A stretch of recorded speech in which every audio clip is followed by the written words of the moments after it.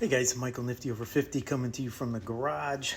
Today we did the rear disc brakes on a 2020 Audi Q3. This is our resident vehicle, and it was very interesting. This is something that many believe that you need a handheld tool with Audi software on it to do the rear brakes on these because of the emergency brake. Luckily for me, I have a brother-in-law who's a mechanic in England, and I called him up and he gave me the instructions on how to change these without using the computer or a handheld device, OBD2 device, to reset these brakes. So you can see it's already done. Nice new pads. Look at them beautiful power stop rotors in there. Looks great. TikTok unfortunately deleted all of my videos up to this point, so I am literally just going to kind of give you the quick once over on how this went. Once I got the rims off, it was just a matter of loosening up the caliper bolts, and literally, guys, this is it. This was all the tools it took to change the rear discs and pads on this Audi Q3. So the first thing that I did was loosened up the caliper bolts inside here. Now the the parking brake assist unit is right on the back of the caliper. There are two 5mm socket head bolts that hold that on, and you kind of have to work your way in and around there to get them out, but it can be done. Now, before you take that unit off, what I highly recommend doing, and what my brother-in-law recommended doing, was disconnecting the battery for Audi. He said take the negative cable off first, insulate it, and then take the positive cable off as well. So I took both cables off, came back, finished loosening up the two socket head bolts on the parking brake assist motor, took that off. I then took the caliper bolts off, pulled the caliper out. There is a little bolt on the back, and what that does is, so the power brake actuator slides onto a pin that sticks out from the back of the piston. Now on that pin, that is a reverse Torx, so that's an inverted Torx. So you have to have this. It is a T12, I believe is what this says. E12. And what you do is you turn it, you would think to loosen it, you would turn it counterclockwise. But to loosen it, you actually have to turn it, it feels like you're tightening it in. You run that hand tight. Do not use a wrench. You run it hand tight until it stops. Once it stops, you take your caliper piston tool and you install that, and you back that piston out.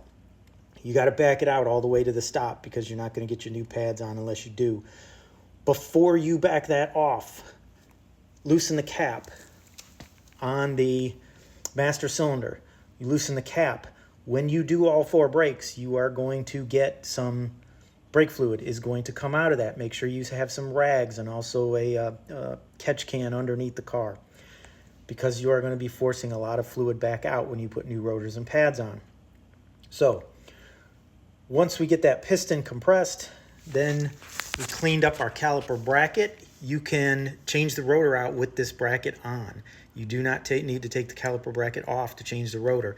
There is I think it's a T30 anchor bolt that holds the rotor in place. So you take that out with your little T30, and then you can just slide that rotor right off.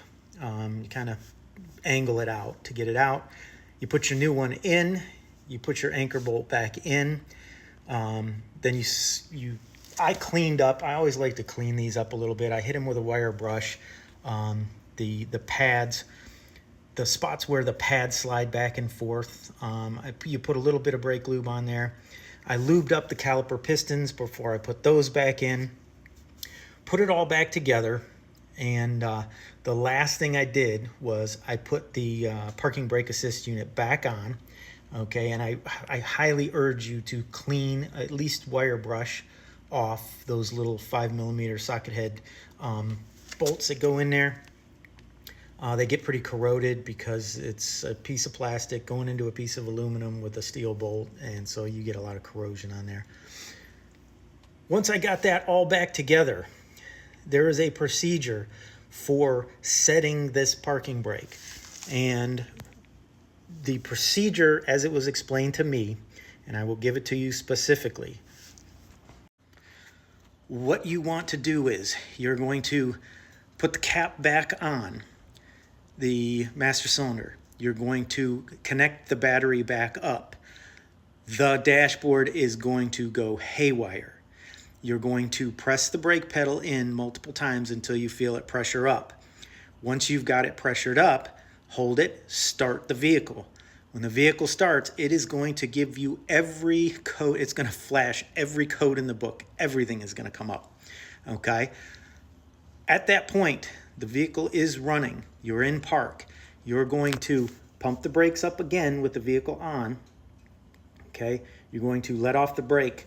You're going to activate the emergency brake, and you're going to hear it's going to spool up as it's pushing the pads in.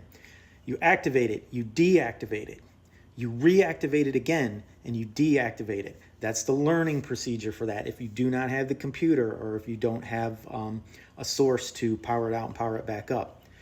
So once you've done that, your dashboard, okay, you have just got every light on the dashboard. Everything's lit.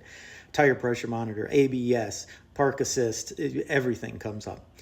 You take your steering wheel, you hold it center, you turn it all the way to the right, you stop, you turn it all the way to the left, and that will clear all of those codes, everything. Now with these power stop brakes, what you've got to do with those is now you've got to do the braking procedure for the power stop brakes. When you use these special ceramic coated rotors and the special pads that work with them. So you're going to get in the vehicle, you're going to drive it. My neighbors probably thought I was crazy, but you have to drive it 30 miles an hour and then slow down to 5 without stopping. And then drive up to 30 miles an hour and slow down to 5 without stopping. You have to do that 30 times. So imagine me driving around my neighborhood, speeding up to 30, slowing down to 5, speeding up to 30, slowing down to 5. Got a lot of strange looks for that one. But that's the break-in procedure. And once you've done that 30 times, your brakes are broke in, your computer's happy, and your parking brake is happy. So I hope this helps. You can do this work without a computer or without an OBD2 monitor or any type of assist like that. It is an option that you have if you need to do them. Doing the brakes on these was going to be anywhere from $1,100 to $1,800 if I took this vehicle in. All in all, even with the special tool that I had to have to adjust that the parking brake in and out, all in all, my cost in was $460 for new rotors, new pads, and the tool to set that parking brake. So if you have any questions, leave them in the comments, and good luck.